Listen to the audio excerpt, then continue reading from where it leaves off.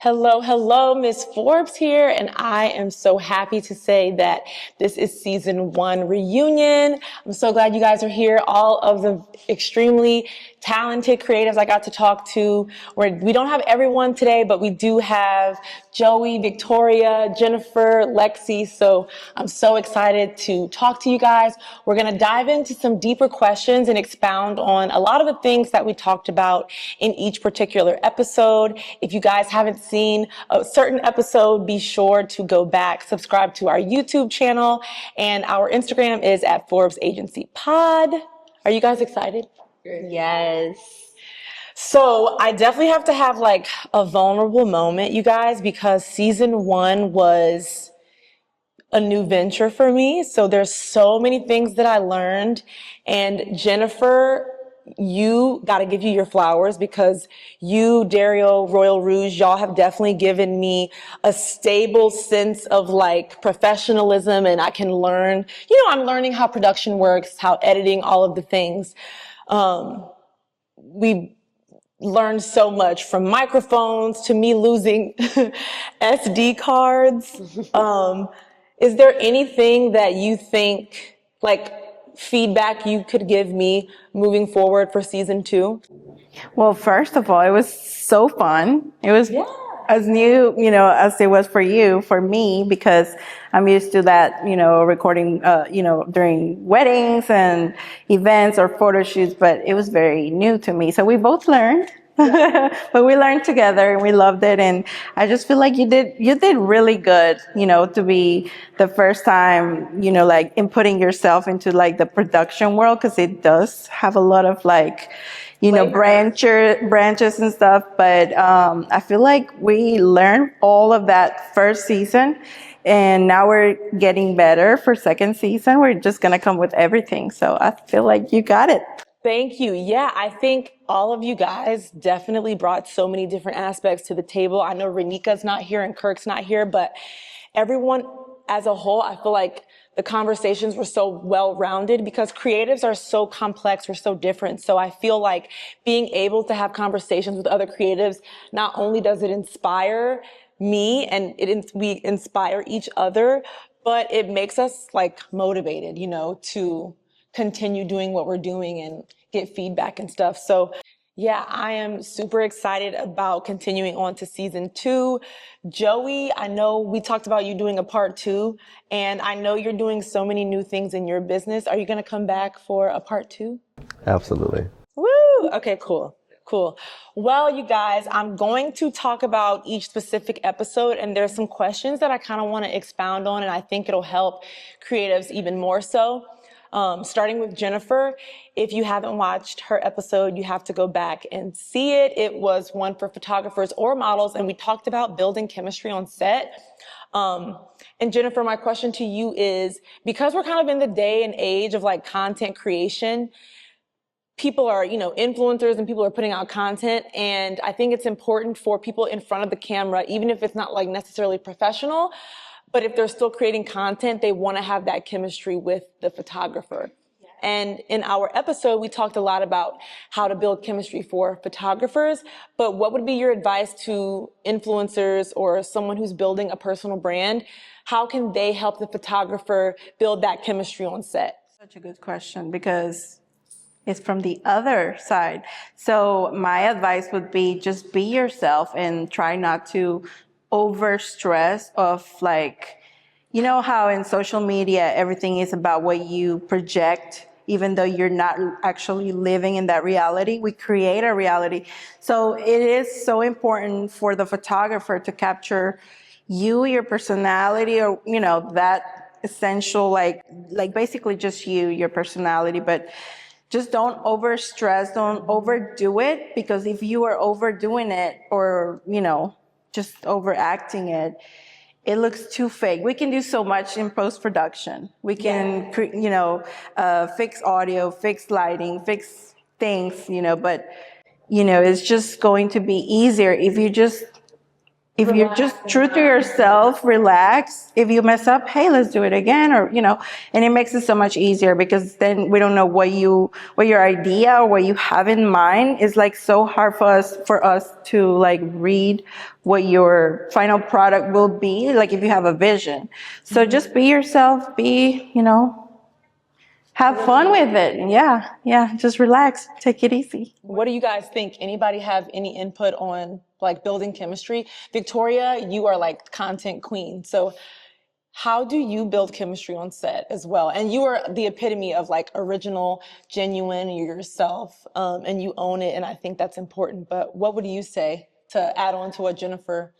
I think everybody can kind of find like what their special sauce is and kind of dramatize it. I feel like that's like a fun, easier way to kind of shift the energy in a room. So for me, like we've discussed this before, I like shock value. So if I know that like I need to like build a rapport quickly or I need to kind of shake up the energy, even if it's just for myself, like even if I'm feeling nervous and I want to like kind of step into like a character version of myself, then I use like shock and awe.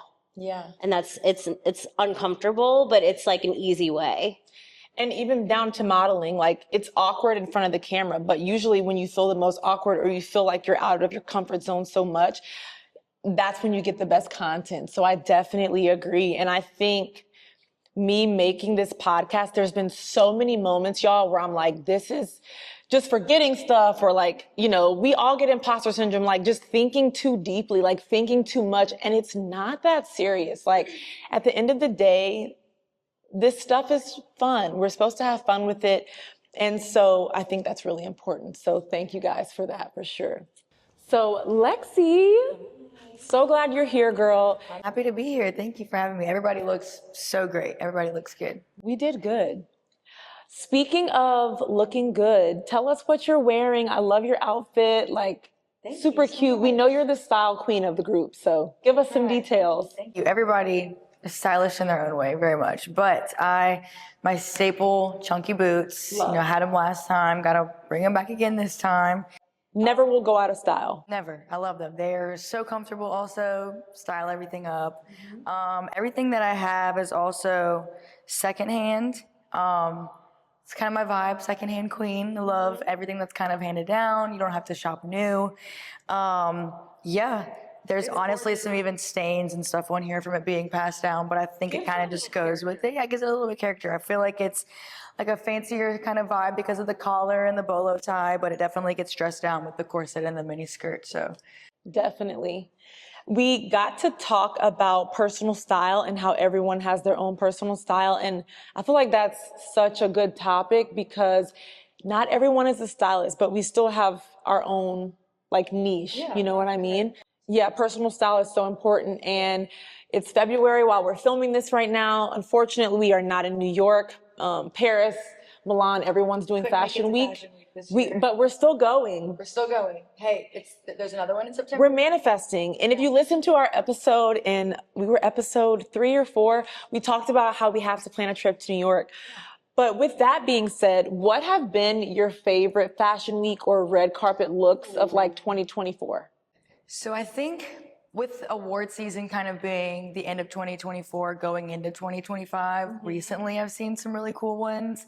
Aside from like your average Golden Globes, Grammys, Oscars, I think movie premieres lately have been really cool and really fun for actors to kind of bring out their character that they're playing and whatever they're premiering with onto the carpet, which is super fun. For example, Zendaya, her stylist is Law Roach. If you're not familiar with Law Roach, get familiar with Law Roach. If you don't know who Law Roach is. Yeah, he is phenomenal in the way that he works with Zendaya, and with her being in both Challengers this past year and Dune this past year, she's had 2 extremely different styles going into premieres.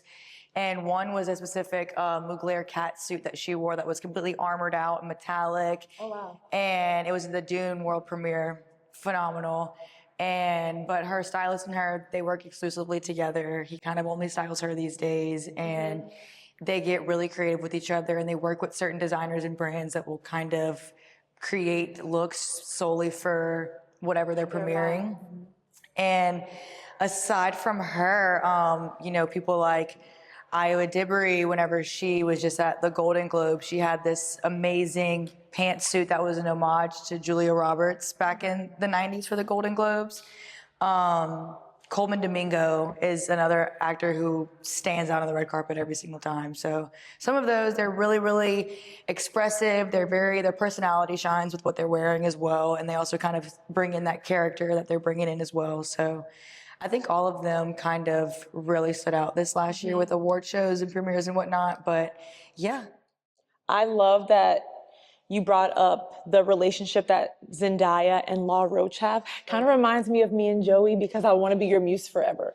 But how they have built that relationship, and he styles her to the gods. And it's like they know each other. And I think being a stylist, when you have someone like Zendaya who is like so talented in what she does, and you match that energy with someone else, it's like you said, magic. Yeah. It's magical. It's very fun making those connections, and seeing a relationship like that as a stylist is very inspiring to work with my friends, to work with other people, to kind of, that goes back into community and finding somebody that you really kind of mesh with. And then both of you can just creatively bounce off of each other and kind of just work out.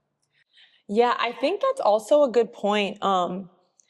Because now in the age that we're in, social media, content creation, everybody wants to like work with all these people, but truly building a team and, like you said, community, and having people you can consistently create with that are reliable, that know your vision, that know you as a person, I think is even more powerful than just trying to work with everyone. Now, everyone is different, but I definitely went through a phase in my creative journey where I was like, I need to work with more people.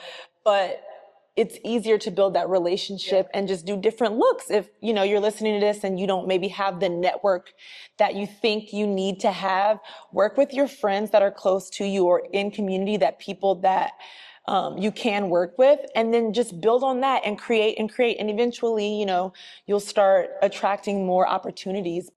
Speaking of networking and social media, Victoria, social media queen, we talked a lot about TikTok and how you've had like massive success, not only in your life in general, but with TikTok, literally like so inspiring. But I want to know your input on diversification, because, we all experienced the TikTok ban for a while. It's kind of up in the air what we're going to do.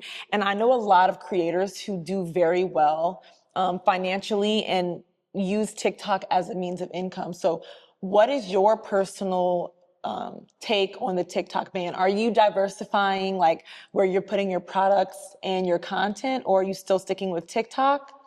Yeah, I think, the TikTok ban was like a big wake up call for so many people. I mean, millions of people with hundreds of millions, if not billions of dollars on the line, and such impact just with small indie brands. Yeah. But I kind of have like a unique perspective, or I guess I would say like a unique take on it. I'm gonna like double, triple, quadruple down on TikTok right now. Now that doesn't go without saying that like this didn't scare the shit out of me, and I definitely do believe in diversification and like omni-channel marketing, making sure that the content I put out or the messaging I put out does get delivered on other ways, platforms. And other platforms and other ways. Things like email marketing, like really going harder on growing our email list because we own it. But with that being said, I think that like know where you're loved. Like if you are loved on TikTok or you are loved on Instagram, like double, triple down where the people love you while still adding in your messaging where they can find you as well, and what like unique characteristics they can get from you if they find you somewhere else. So for example, if you're on our email list, you'll get exclusive discounts. So don't just follow us with YouTube, with TikTok, but also doing that gives like a unique way for them to stay in touch. Like incentives and stuff. Are you guys on TikTok as well? Yeah. I love TikTok. I think TikTok is definitely way more relaxed. I feel like Instagram, I love Instagram, but I'm late to the party with TikTok. But TikTok is I feel less serious. You can just show up. I feel like Instagram, everything needs to be tailored. Like, I feel like I start overthinking when I'm looking on Instagram. TikTok, you can just say, the substance can just come out and people, you can be in your bonnet, you can be whatever. So I definitely do want to add TikTok to the list. It's a different like vernacular there too. Like you speak a different language, like TikToknese is like a thing. But TikTok is For sure. funny. It's so like playful. It's fun. And I think that's probably why you thrive among other reasons. But it's like when I look at your brand, I'm always laughing. It's like that good energy. I'm always feeling light and I'm always feeling still informed, but also entertained. And that's like what your brand is. It's like what we talked about on your episode, like just attracting the type of people that you want to be around, you know? And that's important. And speaking of things we talked about on your episode, you said something that kind of gave me like a little bit of a reality check, and I thought it was really good. It was, I think I said, how do you deal with trolls?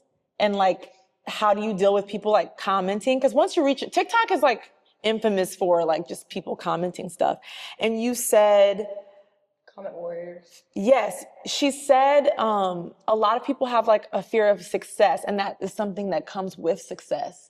So can you expound on what it means to kind of fear success?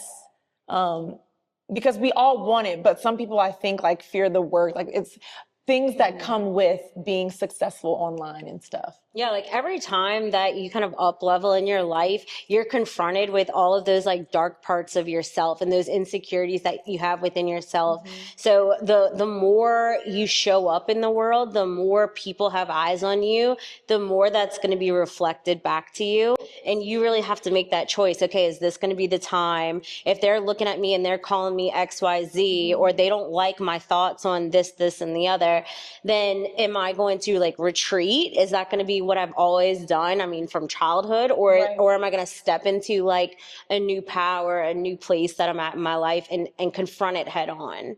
And once you confront it once, like you can confront it 100,000 times over.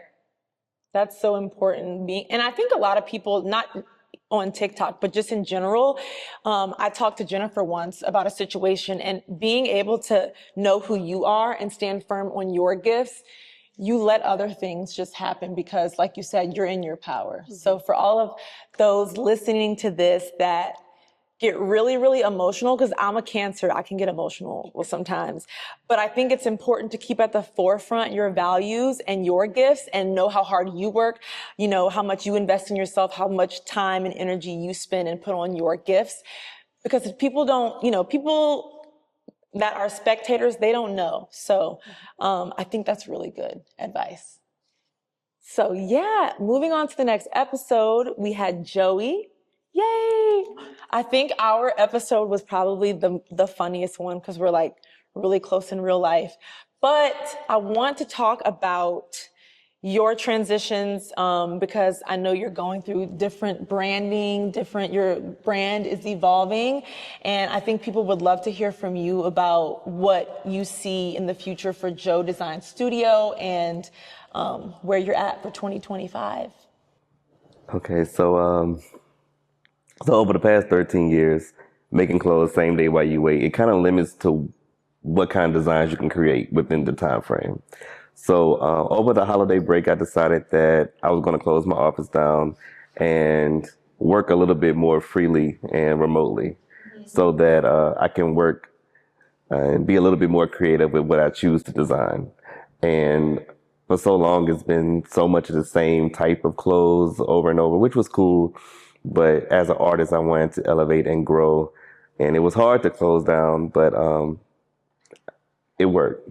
Like everything that I've been creating since I've shut down has been just above and beyond of things that I never thought I would make. So I'm really growing to love the decision I made, even though it was kind of abrupt. But yeah.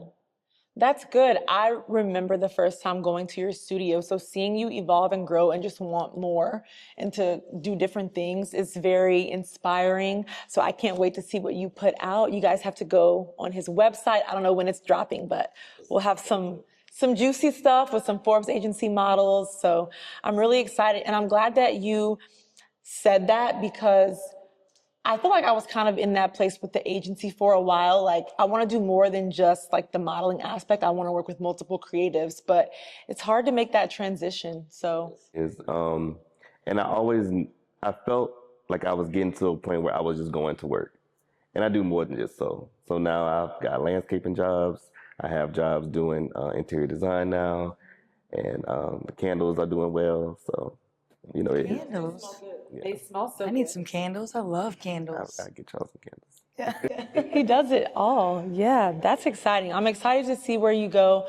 Yeah, speaking of transitions, I would love to hear from all of you guys, like, your entrepreneurial journey where you are right now. If you're going through a certain transition, I think it will be helpful for other creative entrepreneurs or aspiring entrepreneurs listening to this to know that, behind the brands, it is a real, like, living and breathing thing. And we all go through different times and things we want to do with our business. Yeah, of course. Like for us in Royal Rouge Photography, I know we're not transitioning per se, but we are in this phase where we're trying to learn other ways because we're expanding. We keep expanding by the glory of God, but it's just a learning process on how to deal with different clients out of the country now. Because by the way, we did a destination wedding in Cancun not long ago, and now thank you, and we're getting more inquiries from the same resort because they saw our work, and so we're trying to see how to expand in that, aspect, but just learning how to keep everything aligned and balanced. Also balancing work and personal life is just, a learning process for us, but we're happy. We're very blessed and we can't complain. We're just learning. Yeah, learning that expansion with the growth is definitely important. Yes, you know it. Yes. Lexi, what about you? Transitional wise, a lot's kind of happened since we last saw each other. I moved got hotter. cities. Did I? Get hotter every day. Thank you. Thank you for telling me that, because this morning. Thank you. Okay? I moved cities, so just been kind of getting my bearings straight in a new place. Not too far though, so it's not entirely new, but it's nonetheless a new transition. And with that comes new connections, new networks. So my brand per se has kind of shifted more towards different avenues of styling. I recently worked on a film and costumes. That was super fun. Aside from that, I'm getting more editorial work, but on the modeling side, which is very different for me. Oh, let me find out. You don't have to. I know. It's been very different and very uncomfortable in some aspects, but nonetheless, growth and very fun on the other hand. And yeah, meeting people and networking is one of my favorite things. And my favorite things about making a new brand or selling a piece of clothing or moving to a new city is networking and community. So that's been growing, which is fun. I'm so excited to hear that. Love that. What about you, Victoria? What transitions, what is up with your brand? Yeah, we had such 11th house. a big year last year that I think it kind of put kind of this pressure to like, okay, well, what could be beyond Vogue? Like, you know what I mean? Like, what could be beyond like these big, huge conglomerates we got to work with? And so for what I realized was for us, it was really going to be about like simplifying things, simplifying our categories, simplifying our messaging in order to kind of go farther faster. Because when we have all of these extra products, all of these extra things going on, it really just put that pressure to just like dive into hiring more people that we didn't even know and have a good grasp on what we were actually like looking at. Yeah. So for us, it was like really like simplifying things to go farther. So I think this year is going to be all about repetition for us. It's not glamorous, it's not cute, and it's not fun, especially when you're ADHD. So, but that really is like something I had to confront anyway, is like sometimes like the repetition is really what's important anyway That's so for good. longevity, you know? Yeah, I love that. For me in the podcast, I think that, like you said, I said this on one of my videos on my Instagram. I'm trying to incorporate that balance because I do love the theatrics. Y'all know I love a camera. I love all of this stuff, but like doing the groundwork, like doing the things that are not the novelty, like actually doing the work is, which I still do, but to get more results, you need to be more consistent. And like you said, ADHDers, we're consistent sometimes. So yeah, for me, I think being able to work with, you guys and Joey and Jennifer with like podcasts, having a system, we have a meeting about season 2, like how we want to change things and making sure that I have like systems in place and processes in place that, like you said, simplify the business. That way I can just know what I need to do and delegate what I cannot do, and then just put my head down and like get to work. So, and I have enjoyed talking to you guys so much. Like, this was so good. I know anyone listening to this probably got so many gems, and I'm so excited to see where all of your brands and businesses go for 2025. You guys need to follow all of these beautiful creatives. I'm going to drop their Instagrams down at the bottom of the video, and we will see you in season 2. Maybe we'll have some similar faces back. So see you guys later. Thank you guys so much. Thank you. Bye.